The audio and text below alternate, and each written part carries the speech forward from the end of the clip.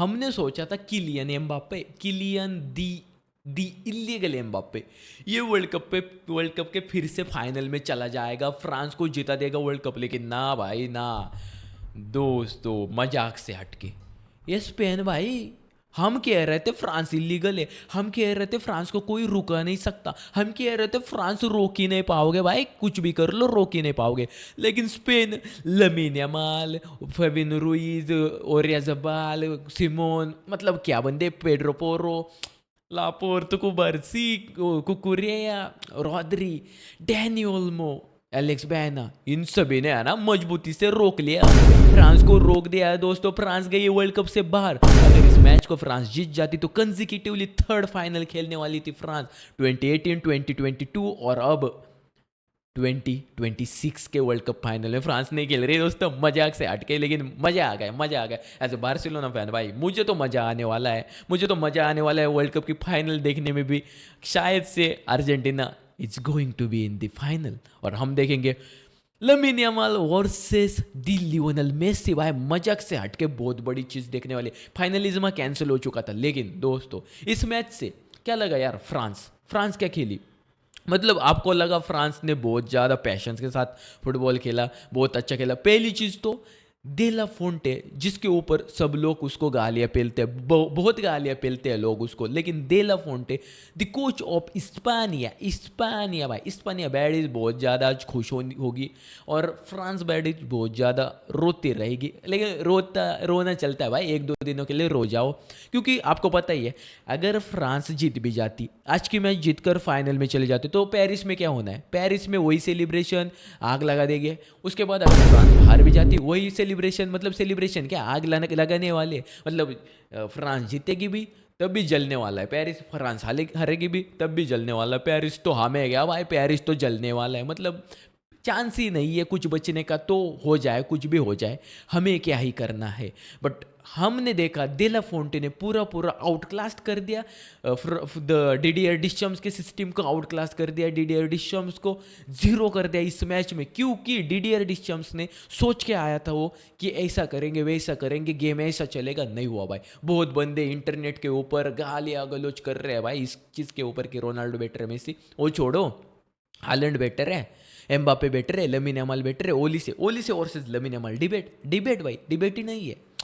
आप ओलिसे बहुत great dribbler है, बहुत अच्छा असिस्ट देता है वो, उसके पासेस बहुत कते ही खतरनाक होते। बट ओलिसे लमीन यमाल अगर आप कंपैरिजन कर रहे हो तो भाई आप मूर्ख हो, कंपेयर नहीं कर सकते हो भाई। ओलिसे लमीन यमाल वैसे ही सिचुएशन है जैसी बेलिंगम पेड्री कंपेयर करते हो, बट यहाँ पर lamin Yamal Olise same profile, same position, सब कुछ सेम, कटिंग करना, गोल मारना, वो कर्व शॉट कर ली, क्रॉसेस वगैरह सब कुछ। बट लमीन यमाल क्या खेलता है यार, ओलिसे ने कुछ नहीं करा, ओलिसे ने ना कुछ नहीं करा। रॉड्री, फाबिन रुइज और डैनी ओल्मो की मिडफील्ड ने है ना इनकी मिडफील्ड खा दी, पूरी मिडफील्ड खा दी। मुझे लगता है चुआमेनी की जगह कोने खिला लेते हैं ना फ्रांस वाले, वो उनका बड़ा मिस है, क्योंकि कोने का बहुत अच्छा मैच रहा था पिछला भी और कोने खिलाना चाहिए था डीडीआर डिशम से, लेकिन चुआमेनी के ऊपर ज़्यादा भरोसा दिखाए। और सालिबा मेरे भाइयों, जब जब इस वर्ल्ड कप में उन टीमें खेली है, टीम की है ना बहुत बढ़िया डिफेंडर, बहुत बढ़िया प्लेयर की ना हर बारी इंजरी हुई है। पहले तो नुनो मेंडिस, उसके बाद सालिबा, पहले उसके बाद कौन था एक और प्लेयर, किसकी तो हुई थी इंजरी, नो कोर्तवा की इंजरी हुई थी। तो जब भी इंजरी हुई है वर्ल्ड कप से टीमें बाहर गई है, और इस मैच में सालिबा का न होना पिच के ऊपर इस टीम को है ना महंगा पड़ा है, फ्रांस को महंगा पड़ा है। लेकिन डीने का बहुत नॉर्मल सा गेम था, कुछ अच्छा नहीं था।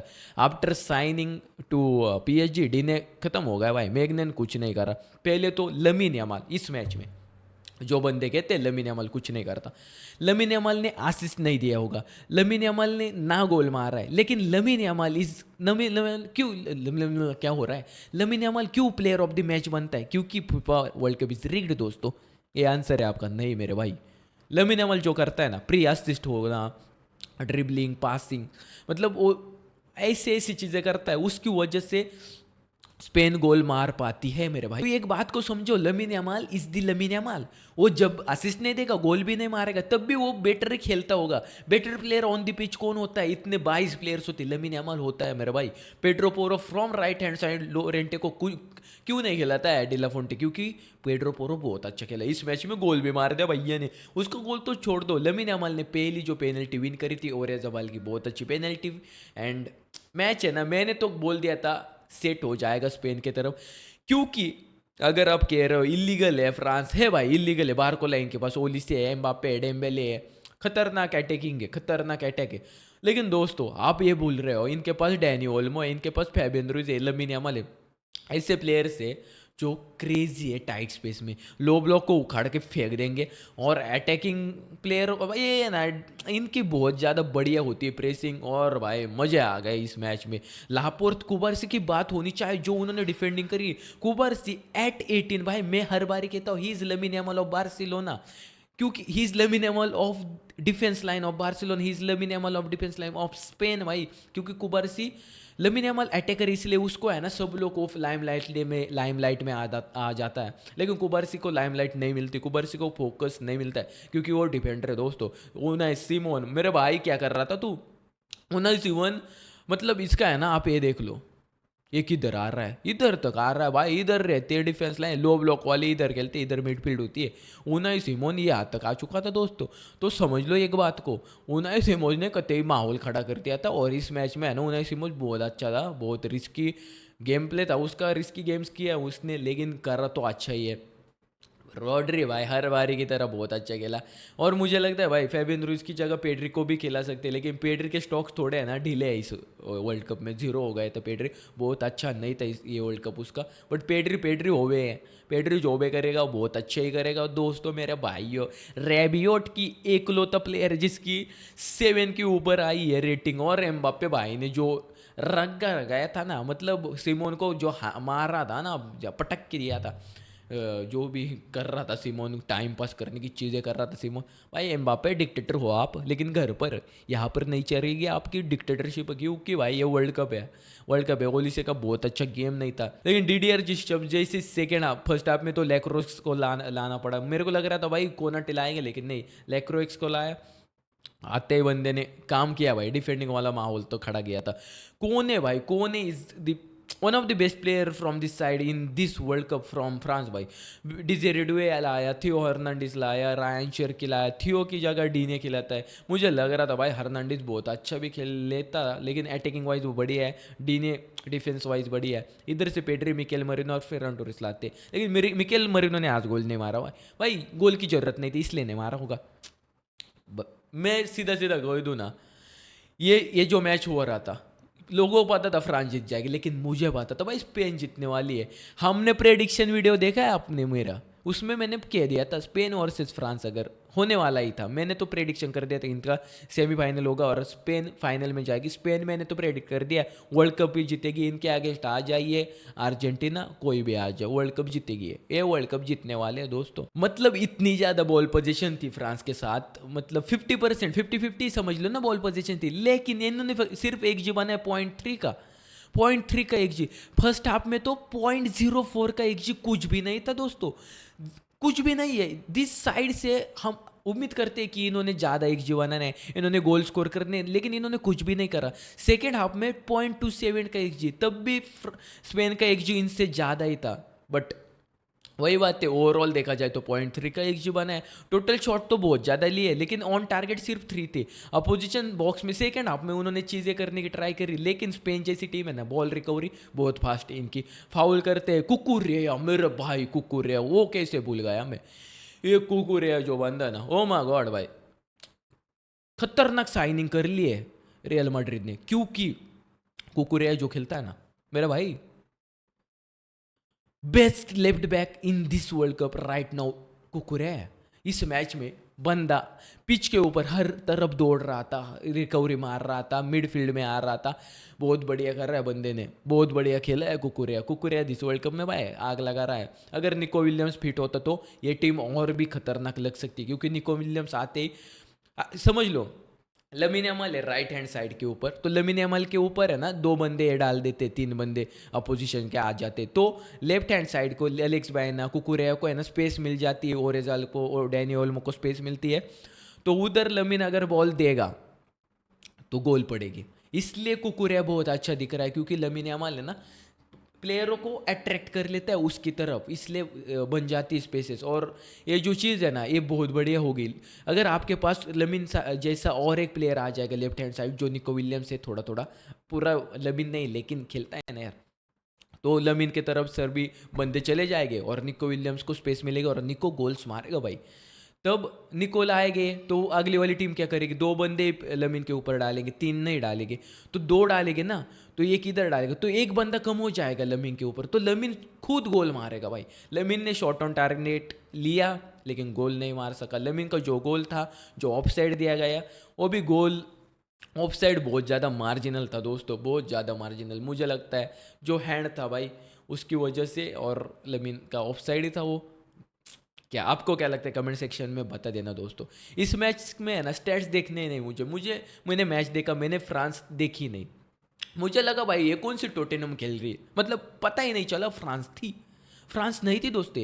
ये जो किलियन एम्बाप्पे था, किलियन एम्बाप्पे, ये रियल मद्रिद वाला किलियन एम्बाप्पे फिर से मैच में आ चुका था, क्योंकि इसके सामने खेला लमीन यमाल, तो एल क्लासिको था ये, और एल क्लासिको में किलियन एम्बाप्पे ये ले लेता है मेरा भाई। एक बात समझो, अब स्पेन वर्सेस फ्रांस हो चुका है, फ्रांस गई बाहर वर्ल्ड कप से, स्पेन जाने वाली फाइनल में चली गई स्पेन। अर्जेंटीना इंग्लैंड होने वाला है, इंग्लैंड चली जाएगी बाहर और अर्जेंटीना जाएगी फाइनल में, ऐसा आपको लगता है तो आपकी एक गलत फहमी है दोस्त।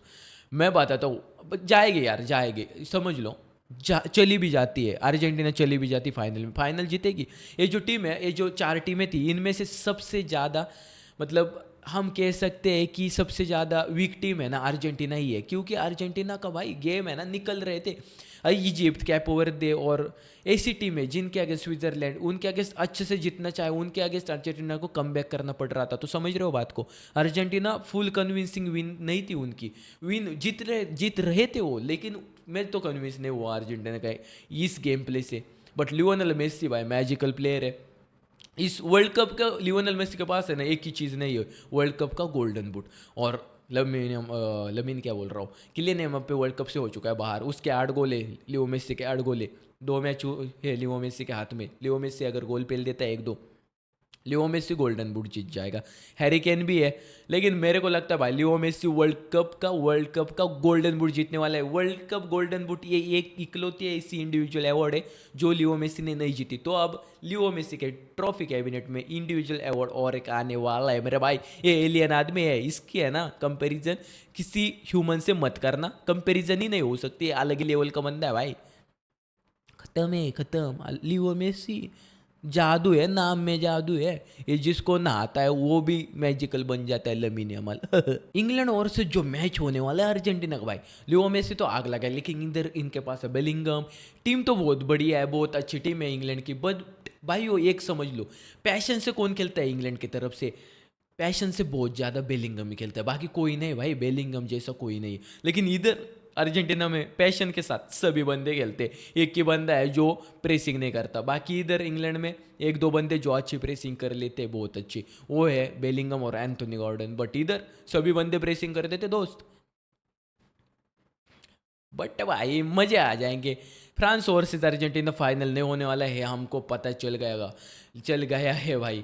लेकिन हम जब बात करते फ्रांस के टॉप स्कोरर कौन है, किलियन एम्बाप्पे, टॉप असिस्ट देने वाला प्लेयर माइकल ओलिसे, जी है किसका ज़्यादा है, किलियन एम्बाप्पे। अब स्पेन के टॉप गोल स्कोरर है मिकेल ओरेज़ाबाल, असिस्ट देने वाला टॉप असिस्टर है डैनी ओल्मो, जी है सबसे ज़्यादा ओरेज़ाबाल का, ये भी ठीक है। इंग्लैंड का top goal scorer Jude Bellingham है दोस्तों, विथ 6 गोल्स अटैकिंग मिडफील्डर से। टॉप असिस्ट देने वाला प्लेयर एंथोनी गॉर्डन है, जी है सबसे ज़्यादा हैरी केन का है, ये भी ठीक है। अब मजाक वाली बात है दोस्तों, top goal scorer of Argentina Lionel Andres Messi, top assist देने वाला player from Argentina Lionel Andres Messi.